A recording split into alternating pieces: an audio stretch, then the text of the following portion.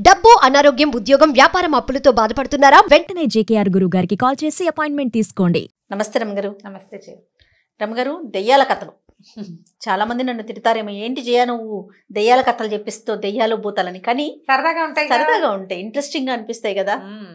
ఒక చందమామ కథ చెప్పుకుందాం. అలానే చాలా కాలం క్రితం చదివింది, వసుంధర గారిదని గుర్తు నాకు. అవునో కాదో ప్రేక్షకులు ఎవరైనా చెప్పాలి. అలాగే ఆథర్ పేరండి వసుంధర గారు. వసుంధర గారు చాలా నావెల్స్ కూడా రాశారు, చాలా బాగా మంచి కథకులు. అంటే వారు శ్రీమతి గారు ఇద్దరు కలిసి రాస్తారని అంటారు, భార్యాభర్త ఇద్దరు కలిసి రాస్తారని అలాగే తెలుసు నాకు. బాగుంటాయి కథలు. మరి చందమామ కథలే చాలా కాలమైంది చదివి, కానీ బాగుంటుంది సరదాగా. ఓ రామాపురం అనే ఊళ్ళో ఒక మర్రి చెట్టు ఉందట. అయితే ఏమైందట, ఒకరోజు దాని మీద చాలా దయ్యాలు ఉన్నాయట. ఒక కుర్ర దయ్యం వచ్చింది అక్కడికి.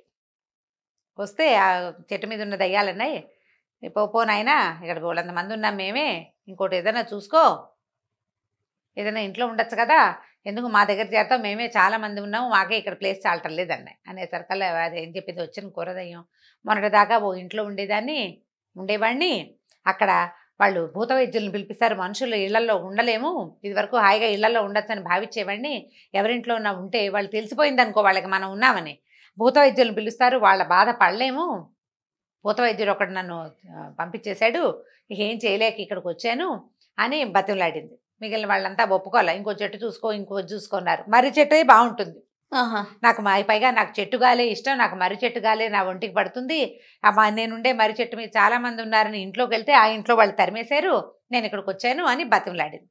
మిగిలిన వాళ్ళంతా పోపమన్నారు. అయితే వాళ్ళల్లో కొంచెం సుమారుగా ఉన్న దయ్యం ఒకడు మంచివాడు ఉన్నాడనమాట. వాడు ఏమన్నాడంటే, సరే అయితే నేను వెళ్ళి మనుషుల ఇంట్లో ఉంటా, ఎప్పటి నుంచో మనుషుల ఇళ్లలో ఉండాలనుంది నాకు, నా ప్లేస్లో నువ్వు ఉండు నా బదులు అని చెప్పి ఈ దయ్యం వెళ్ళిందట. కొత్తగా వచ్చిన కుర్ర దయ్యమేమో ఈ దయ్యప్ప ప్లేస్లో ఈ చెట్టు మీద ఉండిపోయింది. ఈ వెళ్ళిన దయ్యం ఏం చేసింది, పోలయ్య అనే ఒక ఆయన ఇంట్లో చేరింది. పోలయ్య గారింట్లో చేరితే ఆ పోలయ్య గారింట్లో భార్యాభర్త, ఇద్దరు కొడుకులు, ఇద్దరు అబ్బాయిలకి పెళ్ళిళ్ళు అయినాయి. పెద్ద అబ్బాయికి ఒక 3 ఏళ్ల చంటి పిల్ల కూడా ఉంది, ఓ పిల్లాడు ఉన్నాడు. వీళ్ళు చక్కగా కులాసాగా కబుర్లు చెప్పుకునేవాళ్ళు, బాగా పని చేసుకునేవాళ్ళు, అన్ని పనులు పాటలు చూస్తుండేది ఈ దయ్యం ఆ ఇంట్లో కూర్చుని. పైన ఎవరికి కనపడదు కదా, ఆ చిన్నపిల్లాడి ముద్దు ముచ్చట్లు అవి చూస్తే గొప్ప సరదాగా ఉండేది దానికి. బాగానే ఉందిగా, ఇళ్లలో ఉంటే ఏమిటి వాళ్ళందరికీ వచ్చిన బాధ, నాకు అర్థం కాదు అని అనుకుంటోంది దయ్యం. సరే ఆ ఇంట్లో అటక మీద దీని మీద ఇవి ఉంటాయి కదా, అటక అంటానికి వీల్లేదు, వాటిని దూలాలు ఉంటాయి, ఓ దూల మీద కూర్చుని కిందకి చూస్తూ ఉండేది. వీళ్ళంతా ఏదో కబుర్లు చెప్పుకుంటున్నారు. ఇంతలో ఏమైంది, ఓ రోజు కోడళ్ళు ఇద్దరు, అత్తగారు ఓ సాయంకాలం నాడు కబుర్లు చెప్పుకుంటున్నారు. పక్కింట్లో వాళ్ళ సంగతి ఏమిటి, కోడల్ని అత్తగారు దయ్యంలాగా పీడిస్తుందిట. అయితే పెద్ద కోడలు చెప్పింది, దయ్యంలాగా పీడిస్తుందిట, దయ్యం పట్టినట్టు పట్టేసింది వాళ్ళ అత్తగారు దాన్ని అంది. అనేసరికల్లా కోడలంది, దయ్యం కానీ దయ్యాలు చాలా నయం అనేసరికల్లా ఇప్పుడు ఇలా మాట్లాడుకుంటారు. మాట్లాడితే అత్తగారింది, ఏమిటే దయ్యం సంగతి నీకు బాగా తెలుసా, దయ్యాలు పట్టి పీడిస్తాయంటావా అని అత్తగారు అడిగింది. ఈ దయ్యం ఈ పైన కూర్చుంది కదా, ఆసక్తిగా వింటుంది అన్నమాట, ఏమిటో మన సంగతే మాట్లాడుతున్నారండి. అయ్యా అనేసరికల్లా, దయ్యాలే బాగా పనిచేస్తాయి అత్తయ్య, పనిచేసే దయ్యాలు ఉంటాయి కొన్ని అని కోడలు చెప్పింది. చెప్పేసరికల్లా ఈ పెద్ద కోడలు పక్కపక్క నవ్వేసి, భలే చెప్తావు కబుర్లు, అంతగా దయ్యాలే పనిచేసేటట్టయితే నీ వంతు 2 గుండికలు నీళ్లు తోడాలి కదా, రేపు పొద్దున్నే తోడు పెడుతుందేమో చూడు, ఏ దయ్యమైనా మన ఇంట్లో దయ్యాలు ఇళ్లలో కనపడకుండా ఉంటాయి, 2 గుండికలు నీళ్లు తోడాలి నీ వంతు, పెద్ద కోడల వంతు సాయంత్రం, చిన్న కోడల వంతు తెల్లారి, ఎవరైనా తోడతారేమో చూడు, ఏ దయ్యమైనా తోడు పెడుతుందేమో అని నవ్వుకున్నారు. రాత్రికి పడుకున్నారు. ఈ దయ్యం అనుకుంది, ఓహో 2 గుండికలు నీళ్లు తోడు పెడితే నేను ఉన్నానని వీళ్ళు తెలుసుకుంటారు. అందుకని ఏం చేసింది, తెల్లారేసరికల్లా కిందకి దిగిపోయి ఆ నూతులో చేదేసి 2 గుండికలు నీళ్లు నింపి అక్కడ పెట్టి, వీళ్ళిద్దరు తెల్లారి వాకిలు చిమ్మడానికి ఒకళ్ళు, ముగ్గు వేయడానికి ఒకళ్ళు, ముగ్గు చిప్ప పుచ్చుకుని బయలుదేరారు. తీరా చూస్తే గుండికలు నిండా నీళ్ళున్నాయి. ఇదేమిటో ఎవరు తోడారు అని ఒకళ్ళనొకళ్ళు చూసుకున్నారు. దయ్యం తోడిందేమో అని అన్నది పెద్ద కోడలు. అందుకని అదెందుకు నిజమవుతుంది, దయ్యాలు ఉంటాయా ఎక్కడైనా, ఊరికే కబుర్లు చెప్పుకుంటాం, కాదంటే కాదనుకున్నారు. మామయ్య గారు తోడారేమో, మన మాటలు విని మన భయపెట్టడానికి మామయ్య గారు తోడారని మామయ్యని అడిగారు. మామయ్య నేను తోడలేదన్నాడు పోలయ్య. అక్కడి నుంచి పెద్ద కొడుకు చిన్న కొడుకు ఇద్దరు వచ్చారు. కొడుకులు ఉన్నారు కదా ఇంట్లో, వాళ్ళు కూడా మేము తోడలేదంటే మేము తోడలేదు. బాగానే ఉంది. సరే ఇది ఈయన ఏమన్నాడు, పోలయ్య పిల్లలే అబ్బాయిలే ఇద్దరు ఎవరో ఒకళ్ళు భార్యకో లేకపోతే మరదలకో హెల్ప్ చేయడానికి వీళ్ళిద్దరిలో ఎవరో ఒకళ్ళు చేశారని భావించి ఈయనమన్నాడు, ఒరే ఈ గుండెగల నీళ్లు మనం తోడుకోలేముట్రా, అంతగా దయ్యం ఉంటే మన పైన బోల్డ్ పనులు ఉన్నాయి మన ఇంట్లో చాలా పనులు ఉన్నాయి. అయితే పెద్ద కొడుకు అన్నాడు, ఈ నీళ్లు తోడాలా నాన్న దయ్యం, మనం చేయలేని పనులు కొన్ని ఉన్నాయి, పెంకు నేయించాలి ఇంటికి.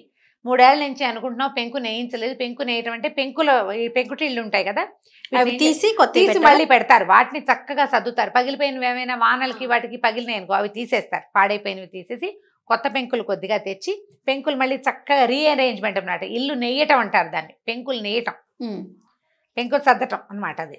మరి ఇల్లు నేయటం అని వాడతారు మా పెంకుటిళ్ళని. ఇల్లు నేసి ఎన్నాళ్ళు అయింది, 4 ఏళ్ల నుంచి వాన పడినప్పుడల్లా ఇబ్బంది పడుతున్నాము, ఆ పెంకులు నేయకపోయింది, ఆ దయ్యం ఈ నీళ్లు తోటం ఎందుకు, ఈ పని మనం చేసుకోగలం కదా అని నవ్వుకున్నారు.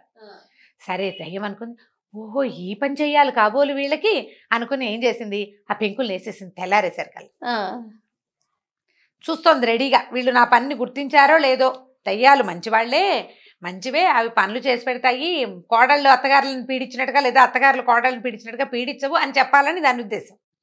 తెల్లవారేసరికల్లా ఏమైంది, ఈ పోలయ్య గారు ఉన్నాడు కదా, ఆయన పొద్దున్నే లేచి ఏదో గుండె పట్టుకుని పడిపోయాడు.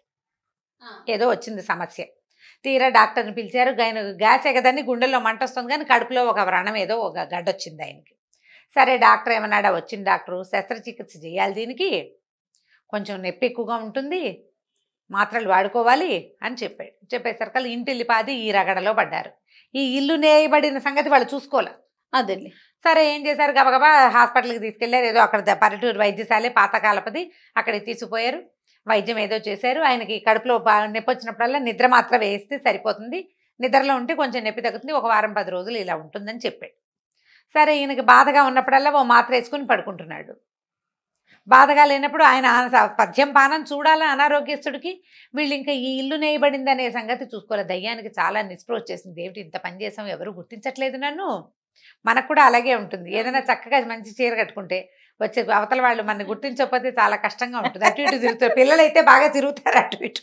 నేను అడగను మిమ్మల్ని రాగానే, రమ్మగారు నన్ను గుర్తించండి. అదే గుర్తింపు కావాలి, దయ్యానికి కూడా కావాలి. చూస్తుంది 4 రోజులు వారం రోజులు గడిచిపోయింది. వారం 10 రోజుల తర్వాత వాన వచ్చింది. పోలయ్య గారు కొంచెం లేచి కాస్త కులాసాగా తిరుగుతున్నాడు. వాన పడేసరికల్లా ఒరే వాన పడుతుంది, దక్షిణపు గదిలో కారిపోతుందేమో చూడండి, ధాన్యం తడిసిపోతే ఒడ్లుండవరా అని కేకేశాడు కొడుకుల్ని. ఈ కొడుకులు ఇద్దరు దక్షిణపు అక్కడ వడ్ల కొట్లోకి పరిగెత్తారు. నీ వాన ఏం పట్టల్లా. వాన పట్టలేదు నానో, ఏమిటి ఇంత పెద్ద జల్లు పడుతుంటే వాన పట్టలేదు, 3 నీరుడు భలే కురిసింది కానీ చూసుకున్నారు. పైకి చూస్తే ఎక్కడా గ్యాప్ లేదు. గ్యాప్ లేకపోయేసరికల్లా పెద్దవాడికి ఏం డౌట్ వచ్చింది, నాన్న మొన్న మనం పెంకులు నేయిస్తుంది దయ్యం, మంచిదైతే పెంకులు నేయచ్చు కదా అనుకున్నాము, ఎవరైనా దయ్యపోద్ది నిజంగా మన ఇంట్లో ఉండి చేసిందేమోనని. ఇద్దరు ఏం చేశారు, కొద్దిగా వాన తెరిపి రంగానే కొడుకులు ఇద్దరు చెరో పక్కన పైకి ఎక్కి చూసుకున్నారు. చూస్తే నీట్గా వరసలు పెంకులు పేర్చి కనపడ్డాయి. ఇంకేముంది, అంతే దయ్యం ఉందని కోడలు ఇద్దరు హడిలిపోయారు. అత్తగారు భయపడింది, కేకలు పెట్టింది, ఇంట్లో దయ్యం చేరింది, అదే నేసేసింది ఇల్లు, మనం పెంకన్నా కదపలేదు, ఎవరినైనా మనిషిని పిలవాలి, మనుషులు మనం చేసే పని కాదు, దానికి ప్రొఫెషనల్స్ ఉంటారు. నువ్వు నేను ఎక్కి చేసేయలేము ఆ పని, ఇంట్లో ఉన్న వాళ్ళు చేయరు, ప్రొఫెషనల్ ఉండి ఇంట్లో వాళ్ళు సాయం చేసేవాళ్ళు అప్పట్లో. కాబట్టి ఇప్పుడు దయ్యం పట్టింది, ఇంకేముంది అని చెప్పేసి వాళ్ళు భూత వైద్యుడు పిలుద్దాం అనుకున్నారు. ఈ దయ్యానికి హడలు పుట్టింది. నాయన వీళ్ళు ఏదో చేస్తున్నారని పరిగెత్తుకుంటూ పోయింది మర్రి చెట్టు దగ్గరికి. ఆ మర్రి చెట్టు దగ్గర ఉన్న వాళ్ళంతా హాహాకారాలు చేశారు, ఎందుకు వచ్చావు, ఇక్కడ గ్యాప్ లేకపోతుంటే పోమన్నారు. అయితే ఏ దయ్యానికైతే తను రీప్లేస్మెంట్గా ఇంట్లోకి వెళ్ళిందో ఆ దయ్యం దగ్గరికి వెళ్ళి అడిగింది, మంత్రవేత్తలు వస్తే భూత వైద్యుడు వస్తే ఏం చేస్తాడరా అని. వాళ్ళు ఏం చేస్తారంటే మంత్రాలు వేసి చింతకాయ బరికి పెట్టి కొడతారు, ఆ దెబ్బలు వీపుకు తగులుతాయి, మనకి ఒళ్ళంతా మంట పుడుతుంది, అదే సమస్య, నువ్వు వచ్చేసావుగా నీకేం అవదలేదు. ఈ దయ్యానికి ఇంటికి వదిలిపెట్టి రావాలని లేదు, వాళ్ళు కావాలి దానికి. అందుకని ఏం చేసింది, సరే మీరు ఇక్కడే ఉండండి అని తను మళ్ళీ ఇంటికి వచ్చేసింది. వచ్చి ఏం చేసింది, పోలయ్య గారు రోజు నిద్ర మాత్ర వేసుకుంటాడు కదా, 2 నిద్ర మాత్రలు మింగేసి పడుకుంది ఒక మూల. పడుకునేసరికల్లా భూత వైద్యుడు వచ్చాడు, హాంపి పట్టని బోళ్ళంత మంత్రం చదివాడు. ఆయనకి ఎక్కడా కనపట్టల్లా. కదలిక ఉండాలి, దయ్యాలు కదులుతూ ఉంటాయి గాల్లో, అట్లా గాల్లో కదా కదిలేది. ఇది నిద్ర మాత్రం మింగేసింది, మత్తుగా జోగుతోంది, ఒక దీని మీద దూలం మీద పడుకునుంది, కదలిక లేదు. లేకపోయేసరికల్లా ఆయన ఏం దయ్యం లేదండి, ఏమీ లేదు అని చెప్పేసరికల్లా సరే వెళ్ళిపోయి ఆయన పంపించేశాక మొన్న గుండెగలతో నీళ్లు తోడింది, నిన్నేమో పెంకులు నేసింది, ఉందో లేదో మన ఇంట్లో దయ్యం ఖచ్చితంగా ఉంది, మనకు తెలుసు. ఆ 2 పనులు అదే చేసింది, మనం చేయలేదు కాబట్టి. మూడో మనిషి వచ్చి మనుషులు చేసే పని కాదు కదా, అది కనపడకుండా చేసేది అసలు కాదు అని అనుకుని వీళ్ళు ఏమనుకున్నారు, ఆయన అన్నాడు, అదేమిట్రా ఒకవేళ ఉంటే గనక ధాన్యపు కొట్లో బోల్డని వడ్లున్నాయా, వడ్లన్నీ దంచి బియ్యం చేస్తుందేమో చూద్దాం, ఒకవేళ దయ్యం ఉంటే ఆ పని చేస్తుంది అన్నారు. అనేసరికలు ఈ దయ్యం ఏమనుకుంది, ఓహో వీళ్ళకి ఇది కావాలనుకుని ధాన్యం అంతా దంచేసింది. తెల్లారేసరికలు దంచేసి బియ్యం అక్కడ పెట్టింది సంచులు. చూసుకున్నారు వాళ్ళు, అమ్మ బాబోయ్ ఇంకేముంది, దయ్యం మన ఇంట్లోనే ఉంది. కాకపోతే అప్పుడు ఆయన ఒకటి ఆలోచించాడు, మామూలుగా దయ్యాలు ఏం చేస్తాయి, ఇబ్బంది పెడతాయి, బాధ పెడతాయి. ఇది చూస్తే గుండెగల్లో నీళ్ళు తోడు పెడుతుంది, మనకు డబ్బు ఖర్చు లేకుండా నేసేస్తుంది. ఇప్పుడు ఒడ్లు దంచడం అంటే చిన్న పనే, గూళ్ళు పడిపోతాయి. చచ్చేలాగా పనిచేస్తే కానీ ఒడ్లు దంపుడు అవ్వదు. అప్పట్లో మరలు అవి లేవు కదా, దంచుకుని చెరుక్కుని బియ్యం చేసుకునేవాళ్ళు. నువ్వు దంచక్కర్లేదు, చెరగక్కర్లేదు, పనంతా మిగిలిపోయింది. తర్వాత ఎవరికైనా డబ్బిచ్చి చేయించుకోకర్లేదు, చేసి పెడుతుంటే ఇది దయ్యం ఎందుకైంది, దేవత. మామూలుగా ఏం చెప్తారు, ఇబ్బంది పెట్టేది దయ్యం, ఉంచే హాయిగా మనని సుఖంగా సంతోషంగా ఉంచేది దేవత. మన ఇంట్లో ఉన్నది దయ్యం కాదు, దేవతే. ఇది దేవతే కాబట్టి ఆ ఉన్న దేవతకి దానికి ప్రీతి కలిగేలాగా ఏదైనా చేద్దాం, మనకు చేయలేని పనులు దానికి చెప్పుకుందాం అని చెప్పి రోజు మా ఇంట్లో ఉన్న దేవత నీకో నమస్కారాన్ని ఓ దండం పెట్టడం మొదలుపెట్టారు. ఈ దయ్యానికి సంతోషం వచ్చేస్తుంది, చూసావా వీళ్ళు నన్ను దేవతగా భావిస్తున్నారని మళ్ళీ పోయింది మర్రి చెట్టు దగ్గరికి వెళ్ళి ఏం చెప్పిందంటే, కీడు చేస్తే దయ్యాలంటే భయపడతారు, మంత్రవేత్తల్ని పిలుస్తారు, మంచి చేస్తే హాయిగా ఇళ్లల్లో ఉండొచ్చు.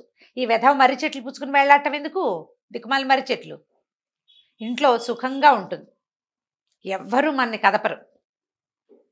ఏదైనా చేత చేయగలిగినంత మంచి చేసామనుకో వాళ్ళు మనని హాయిగా ఉంచుకుంటారు, రోజు దండ పెడతారు పొద్దున్నే అని చెప్పింది. చెప్పేసరికల్లా దయ్యాలు కొన్ని నిజమా అన్నాయి, అక్షరాల నిజం.